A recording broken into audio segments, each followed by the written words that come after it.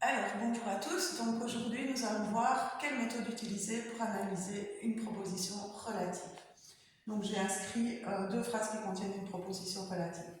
Donc la première chose, c'est de trouver où est le pronom relatif. Donc le pronom relatif, c'est qui, que, quoi, dont, où, plus tous les dérivés de lequel. Donc par exemple, parmi lesquels, pour lesquels, etc. Alors, donc ici c'est qui, et là c'est dont. Quand on a trouvé le pronom relatif, pour encadrer la P2, la proposition relative, on commence toujours avant le pronom relatif et il faut qu'il y ait un verbe de chaque côté. Donc ici on a joue et est, donc forcément on est obligé de mettre là pour qu'il y ait un verbe à l'intérieur, un verbe à l'extérieur. Pour celui-ci, on commence avant, on regarde les verbes, on va parler est, je vais pas varier, donc ici. Donc là vous avez vos propositions relatives. La P1, la proposition principale, c'est ce qui est en dehors des crochets. Donc, l'enfant est mon frère. Je ne l'écris pas parce qu'elle n'a pas beaucoup d'utilité. Par contre, la P2, qui joue, il faut la reconstruire. Parce que vous vous rendez bien compte qu'il y a un pronom relatif là et que ça ne donne pas une phrase exceptionnelle.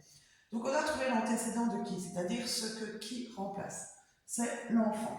Donc, ça veut dire que vous allez devoir construire une phrase en prenant les mots l'enfant et joue. Ici, c'est super simple parce qu'elle est dans le bon ordre. Donc, ça donne l'enfant joue.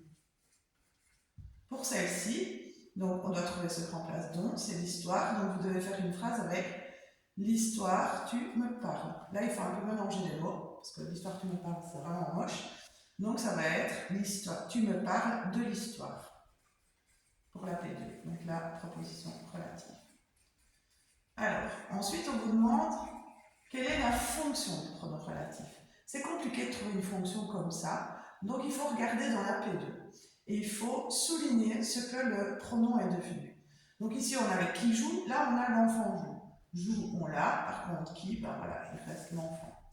Ici, tu me parles de l'histoire, donc on va essayer de trouver ce qui remplace le don. Le tu, on l'a, le me, le parle, donc le don, c'est de l'histoire. Et donc, on trouve les fonctions des mots qui sont soulignés. Donc ici, l'enfant joue. Qui est-ce qui joue? Donc sujet. Donc ça veut dire que si l'enfant est sujet, le qui est sujet. L'histoire dont tu me parles est drôle. Tu me parles de l'histoire. Tu me parles de quoi? Donc on a un complément indirect de verbe. Donc le don est aussi stéréo. Voilà, j'espère que la démarche est compréhensible.